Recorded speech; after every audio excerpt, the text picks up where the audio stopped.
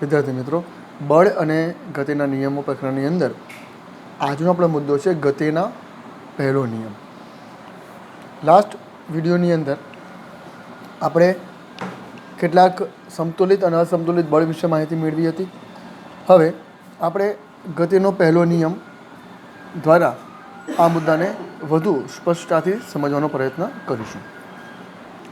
આપણે લાસ્ટ વિડીયોમાં એક વસ્તુનો અભ્યાસ કર્યો હતો કે જ્યાં સુધી કોઈ સ્થિર વસ્તુ પર બાહ્ય બળ ન લાગે ત્યાં સુધી એ સ્થિર વસ્તુ સ્થિર રહે છે અને ગતિમાન વસ્તુ એટલે કે ગતિ કરતી હોય તેવી વસ્તુ પોતાની ગતિ અચળ વ્યક્તિ ચાલુ રાખે છે અને જે સ્થિર હશે સ્થિર જ રહેશે. આવું આપણે લાસ્ટ વિડીયોમાં શીખ્યા હતા. પણ એ વસ્તુ કંઈક અંશે ખોટી પડે છે ગેલિલિયો અને ન્યૂટનના પ્રયોગોને આધારે. જુઓ, અહીં તમે બાજુના અહીં એક આકૃતિ તમે જોઈ શકો છો. બાજુમાં તમને એક આકૃતિ આપી છે. એ આધારે આપણે આ ગતિનો પ્રથમ નિયમ એને સમજવાનો આપણે પ્રયત્ન કરીશું. જુઓ, વસ્તુઓની ઢોળાવ ધરાવતી સપાટી પર થતી ગતિના અવલોકન પરથી ગેલિલિયોએ તારણ કાઢ્યું કે જ્યાં સુધી કોઈ બાહ્ય બળ ન લાગે ત્યાં સુધી વસ્તુઓ અચળ ઝડપથી ગતિ કરે છે. તેમણે અવલોકન કર્યું કે જ્યાં સુધી લખોટી ઢોળાવવાળી સપાટી પર ગબડતી હોય ત્યારે તેનો વેગ વધી જાય છે.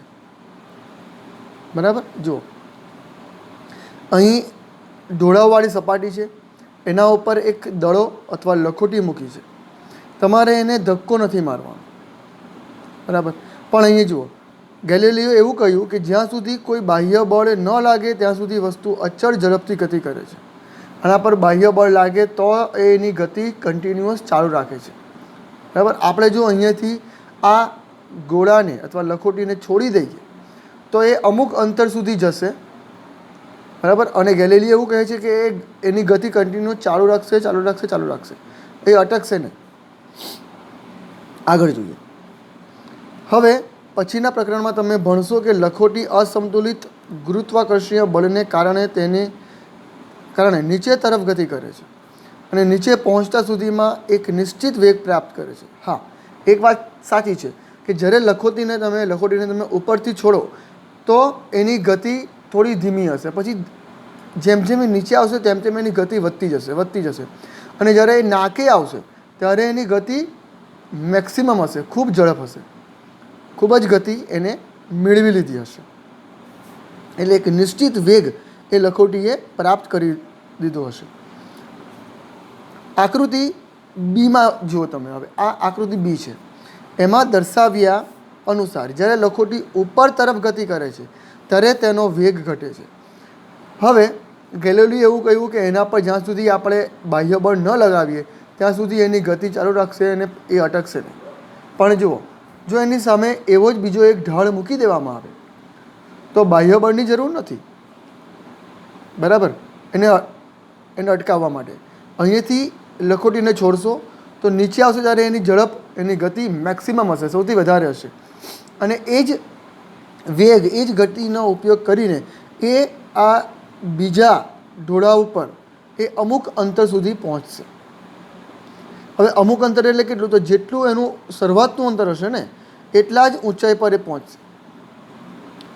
પછી એ કોઈ પણ ખૂણો કેમ નહીં હોય. જુઓ, આ ખૂણો હોય, આ ખૂણો હોય કે આ ખૂણો હોય, ઢાળ કોઈ પણ ખૂણાના કેમ નહીં હોય. જેટલા ઊંચાઈ પરથી તમે છોડશો બીજી બાજુ એ એટલા ઊંચાઈ પર જશે.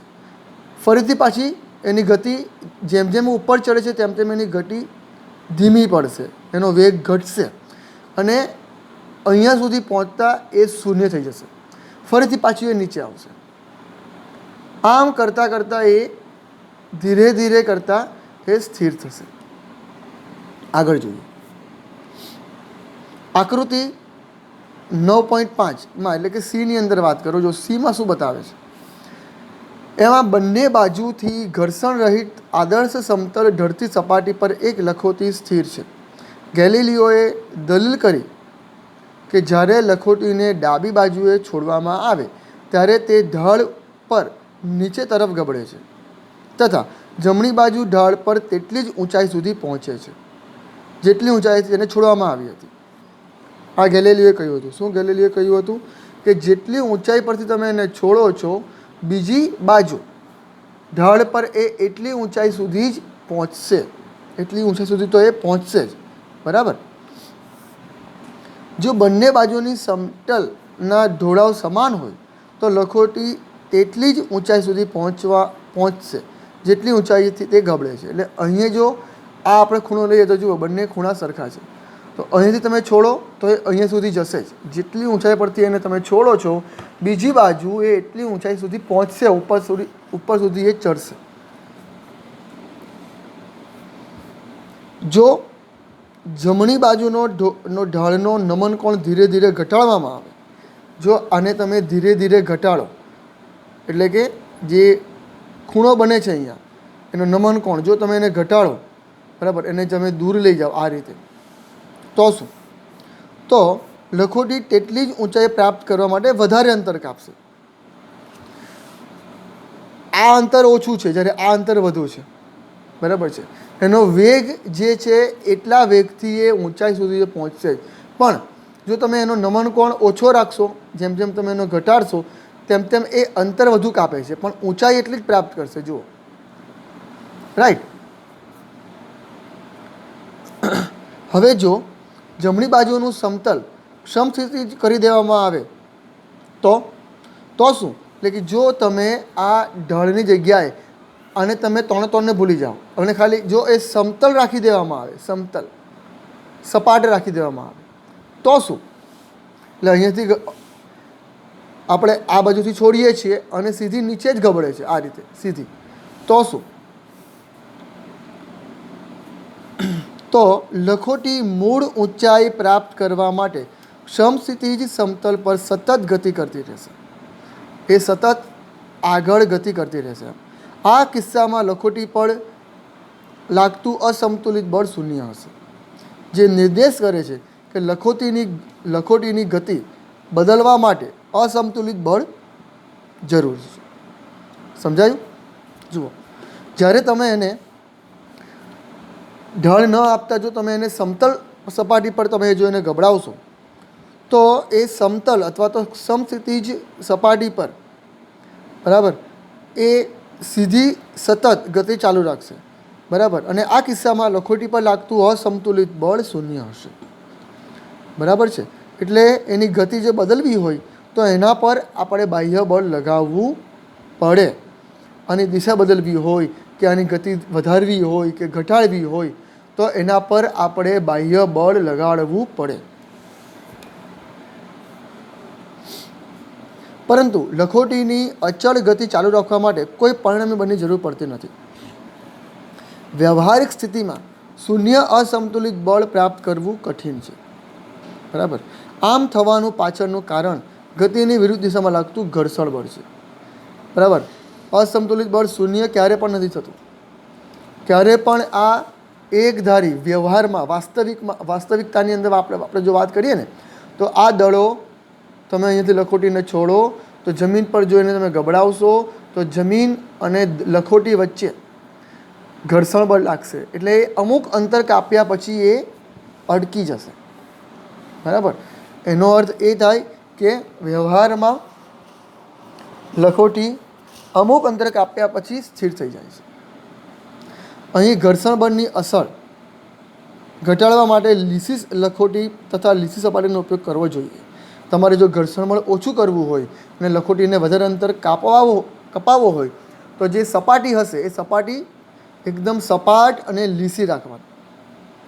તેમજ સપાટી પર લુબ્રિકન્ટ લગાવવો જોઈએ. લુબ્રિકન્ટ એટલે કે ઘર્ષણ રહિત પદાર્થ, બરાબર. ઘર્ષણ રહિત પદાર્થ જો સપાટી પર લગાવો તો ઘર્ષણ લાગ્યા વગર એ લખોટી દૂર સુધી અંતર કાપશે. ચાલો, આને આધારે આ ગેલિલિયોએ કેટલીક વાતો કરી હતી, બરાબર છે.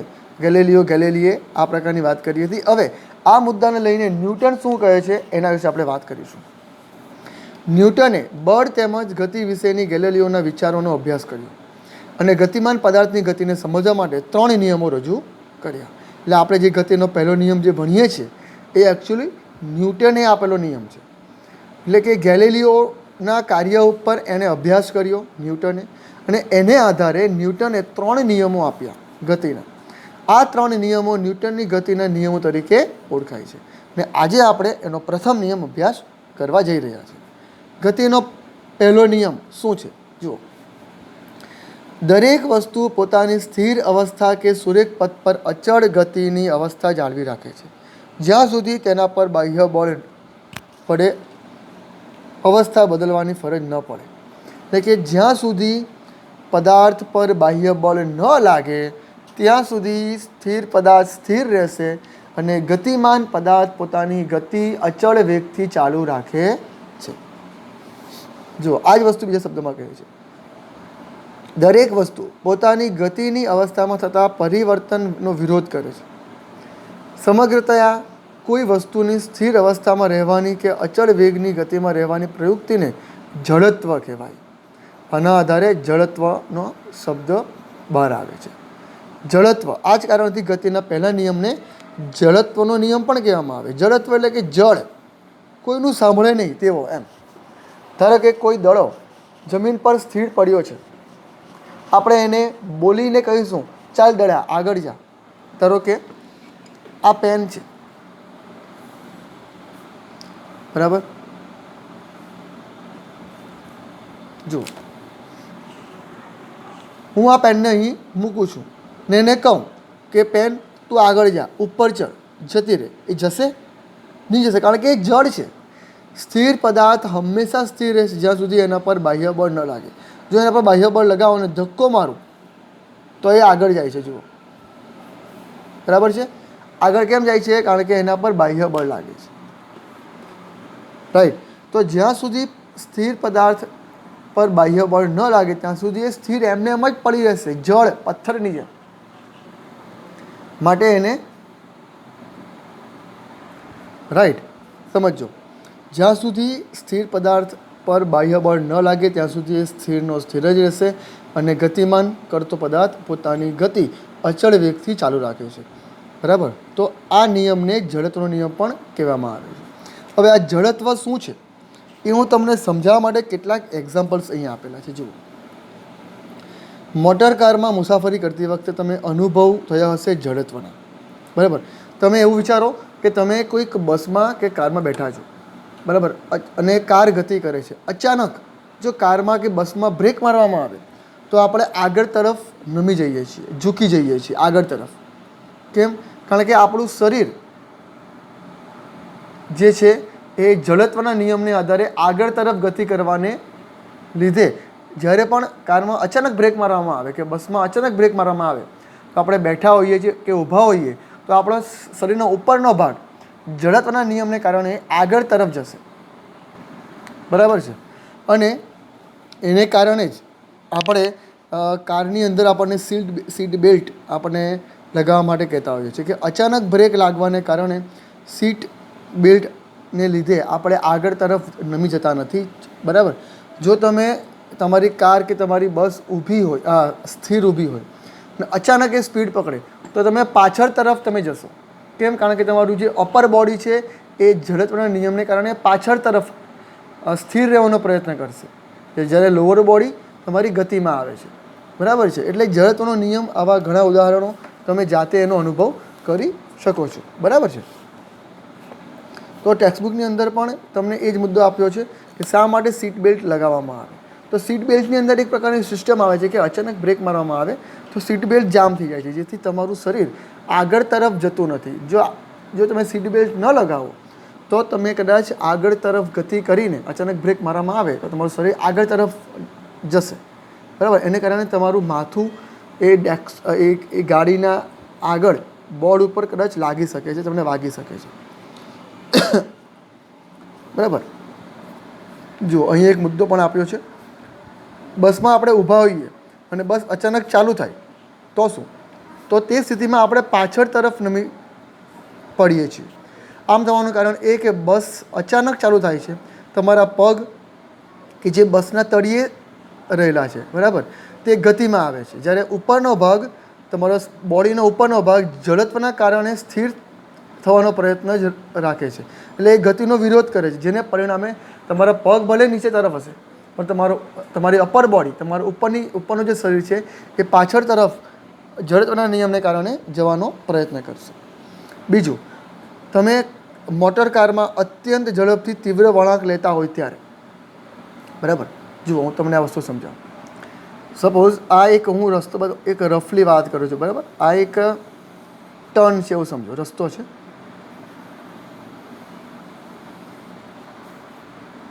આ એક વળાંક છે રસ્તામાં, આ એક રોડ છે, રાઈટ. આપણી કાર, ધારો કે તમે કારમાં બેઠા છો અને તમારી કાર આ બાજુ ગતિ કરે છે. આ તમારી કાર જાય છે, એક રફ ડાયાગ્રામ છે, બરાબર.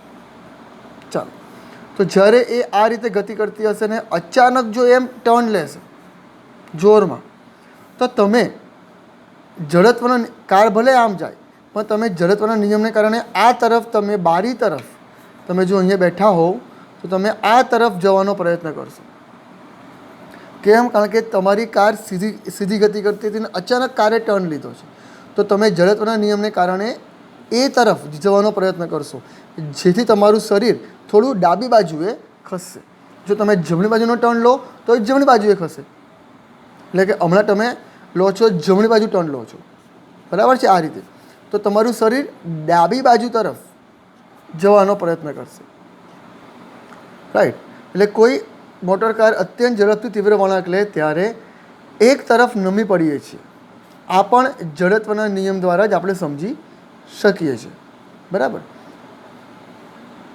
હવે તમે જુઓ, નીચે તરફ એક પ્રવૃત્તિ આપી છે. તમે કેરમ રમતા હશો.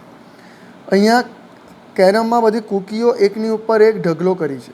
તમે સ્ટ્રાઇકર વડે, બરાબર, સ્ટ્રાઇકર વડે તમે જોરમાં આના પર નીચે તરફ હિટ કરશો, મારશો, તો ખાલી નીચેની કૂકી હશે ને એ જ આ તરફ ખસી આવશે, બહાર આવી જશે.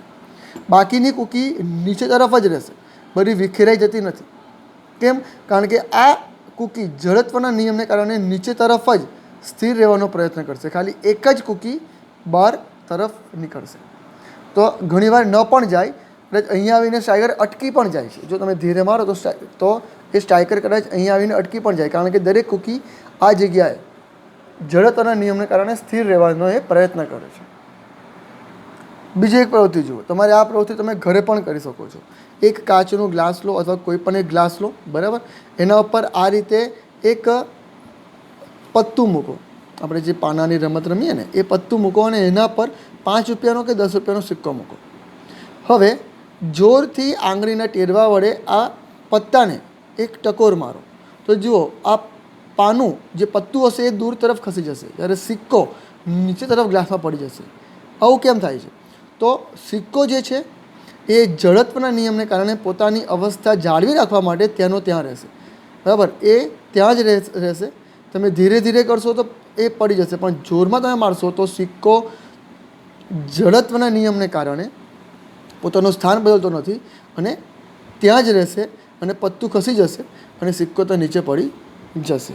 એટલે જડત્વને આધારે ન્યૂટનની ગતિનો પહેલો નિયમ જે કહે છે એ છે કે જ્યાં સુધી કોઈ પણ પદાર્થને બાહ્ય બળ ન લગાવવામાં આવે ત્યાં સુધી સ્થિર પદાર્થ સ્થિર રહે છે અને ગતિમાન પદાર્થ પોતાની ગતિ અચળ વેગથી ચાલુ રાખે છે. તો અહીંયા આપણે આ આપણો પહેલો નિયમ સંપૂર્ણ કરીશું. ઉપરાંત જડત્વ અને એને લગતી બીજી બાબતો પણ છે, જેનો અભ્યાસ આપણે પછીના વિડીયોમાં કરીશું. Thank you.